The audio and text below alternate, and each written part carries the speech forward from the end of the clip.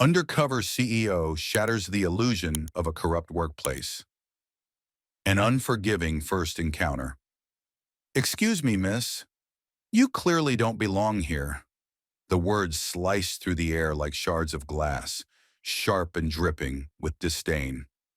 Mere Reynolds scarcely had a breath to absorb the icy, belittling tone before the woman clad in an unforgiving gray blazer cast a glance so dismissive, so drenched in instantaneous judgment, it almost took her breath away.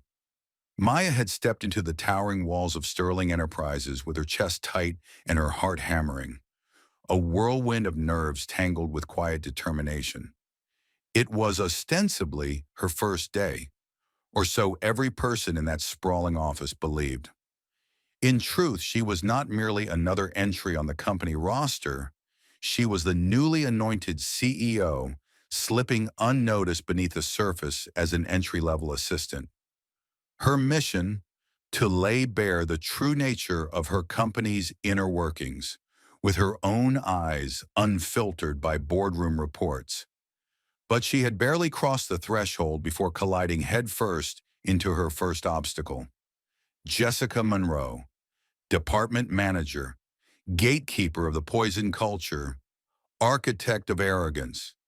Maya had carefully chosen her attire: understated slacks, a soft blouse, and the faintest touch of makeup, a deliberate cloak of humility meant to camouflage her status. She sought no special treatment, only unvarnished truth. Yet the narrowing of Jessica's eyes spoke volumes. She had been sized up and summarily dismissed as inconsequential. "I was instructed to report here," Maya answered, her tone level, painstakingly neutral. Jessica curled her lips into a smirk, her voice dripping skepticism. "And exactly who decided to hire you?" Maya resisted the urge to let her amusement flicker across her face. "You did." But rather than unveil her true identity, she calmly extended her employment letter. Jessica glanced at it with fleeting indifference before letting it flutter back into Maya's hands like discarded trash. "Figures," Jessica scoffed. "HR will hire just about anyone these days." Then pivoting toward a passing coworker, she muttered, deliberately loud enough to land like a slap, "Probably just another diversity hire. Had to tick a box, I guess." A white-hot fury ignited in Maya's chest, burning cold and steady. She had studied and witnessed workplace discrimination many times in the abstract, but to stand here and feel it, raw and directed squarely at her, was something else entirely. Her original intention had been to silently monitor the company over several weeks before initiating sweeping reforms.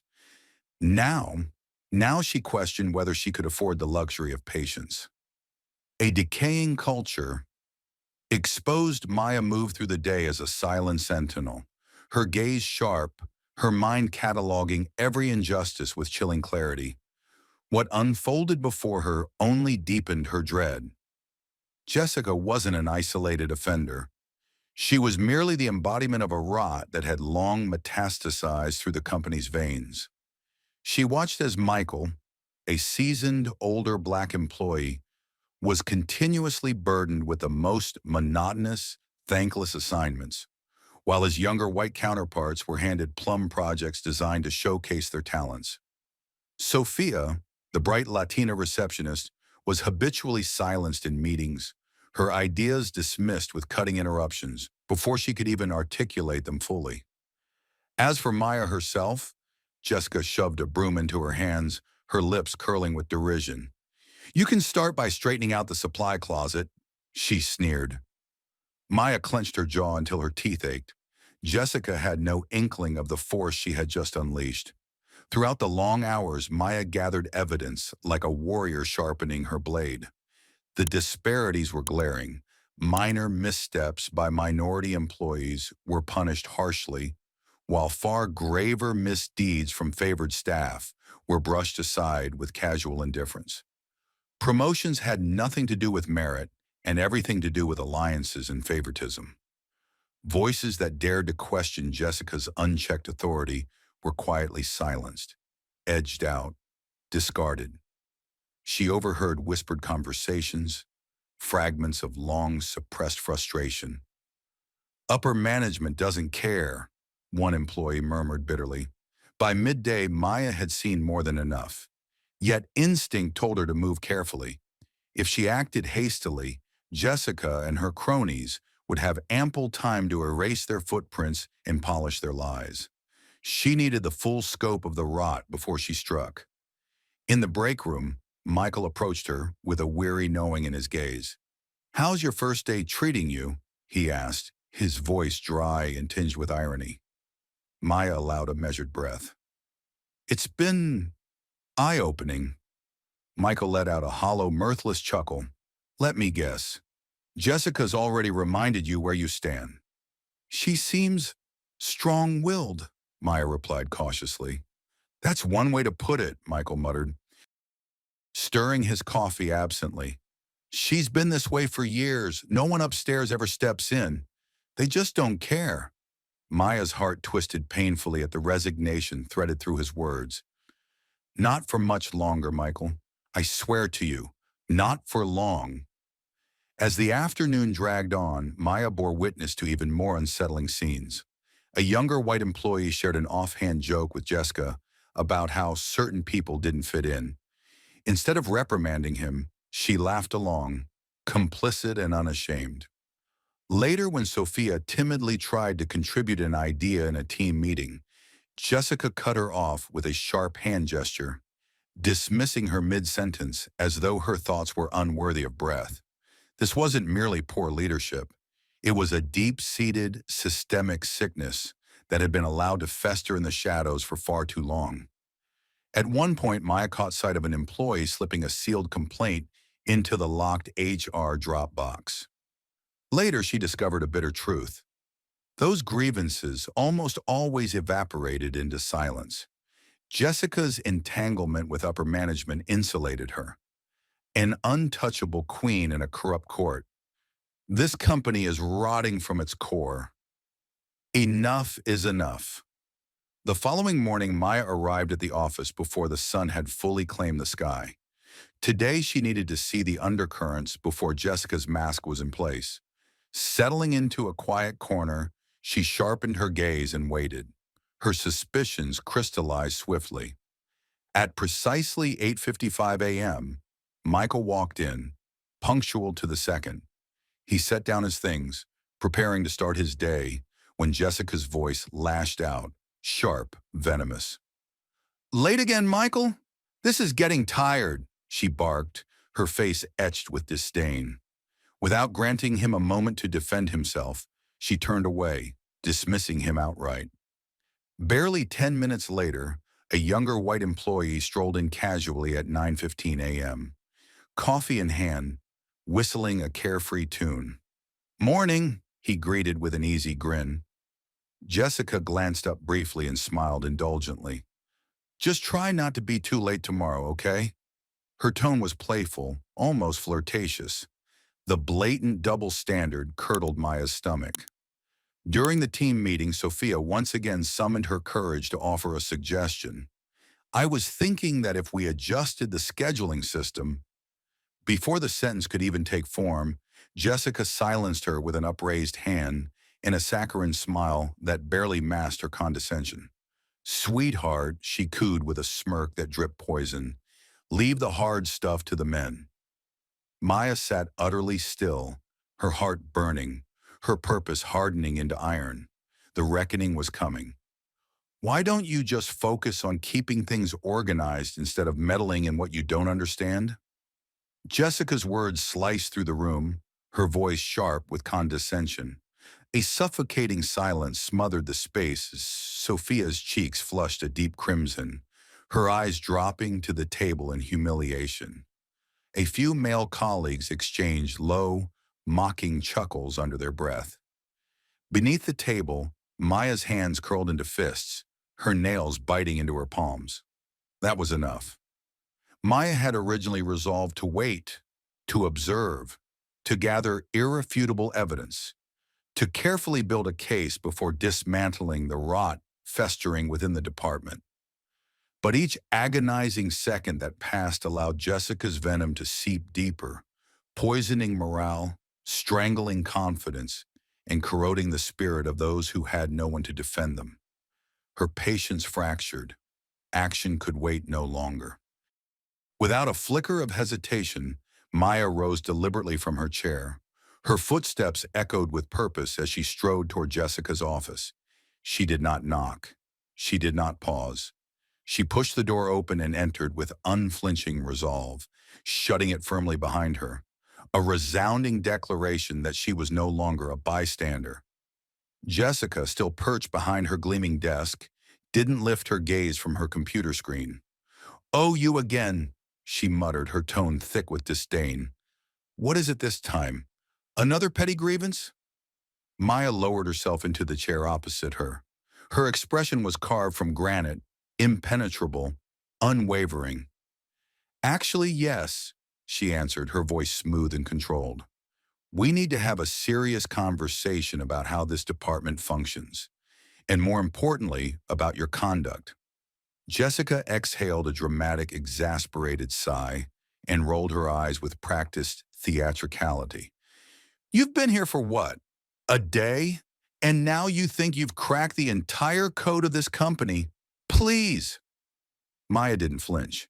She leaned forward, her gaze locking onto Jessica's with an intensity that pinned her in place. Her voice dropped into a quiet, commanding register. "I know far more than you realize. I've observed how you treat people. And trust me, I've seen more than enough to make a decision that's been postponed far too long."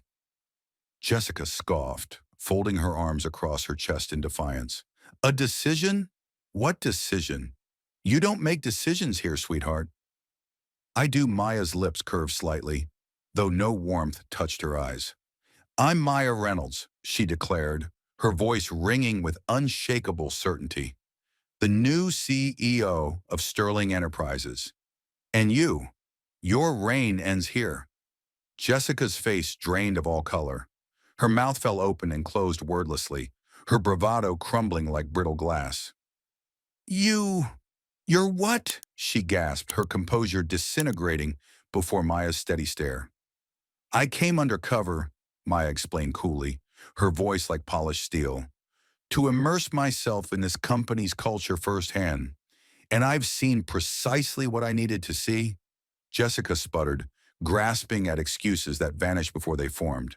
I didn't mean—" "Oh, you meant every word," Maya interrupted, her tone slicing through Jessica's feeble protest. "And now hear mine, with crystal clarity. You're fired." Jessica shot upright, panic flashing wild and uncontained in her eyes. "You can't do this. I've been here for years. You don't even understand how this place operates." Maya's arms crossed over her chest, her presence commanding and immovable. "I think you'll find that I can. And I do." As if on cue, two security guards materialized at the doorway, their stances poised and ready. They awaited the inevitable command. Jessica's face twisted in fury and desperation. "This is a setup. You planned this from the start. You can't just throw me out." Maya didn't dignify her with a response. Instead, she rose, walked to the door, and swung it wide. Outside, the entire department stood gathered, their faces painted with shock, curiosity, and, on more than a few, profound relief. Her gaze drifted purposefully to Michael and Sophia. Both watched with cautious hope glimmering in their eyes. Maya offered them a quiet, resolute nod. Change had arrived, and this was only the dawn of what was to come. Lessons and meaningful message. The story of Maya Reynolds, a woman who stepped into the shadows to observe and then dismantle injustice, is a testament to the raw power of leadership, fairness, and courageous accountability. It is a poignant reminder that meaningful transformation is born when one person dares to confront corruption head-on. Here are the profound lessons we draw from Maya's story. True leadership demands bold, decisive action, not just a title. Maya didn't remain cloistered behind the polished doors of an executive suite. She immersed herself in the trenches, walking alongside her employees to truly grasp their struggles. A leader of substance listens deeply, engages fully, and reshapes realities, not just policies. Life lesson. A great leader doesn't merely speak of change, they forge it with their hands. If you have the power to correct injustice, don't delay. Your authority is not in your title, it is in your actions. Workplace discrimination is insidious and must be unflinchingly confronted. Jessica's toxic reign thrived because no one with power stepped in to stop her. Employees like Michael and Sophia, beaten down by years of neglect, had resigned themselves to despair. But injustice collapses the moment someone refuses to tolerate it any longer. Life lesson. If you witness wrongdoing, do not remain complicit through silence. Expose it, challenge it, and dismantle it. Prejudice festers in the shadows of apathy. Only by confronting it directly can we build workplaces where merit, not bias, reigns supreme. Every employee deserves to feel safe, valued, and heard. A workplace should uplift, not suffocate. Under Jessica's rule, talent was trampled and voices were silenced simply because of background, gender, or identity. Life lesson. A thriving workplace blooms where fairness and inclusion flourish. If you are in a position of leadership, nurture that culture relentlessly. If you are an employee, know this: you deserve recognition, dignity, and respect. Demand nothing less.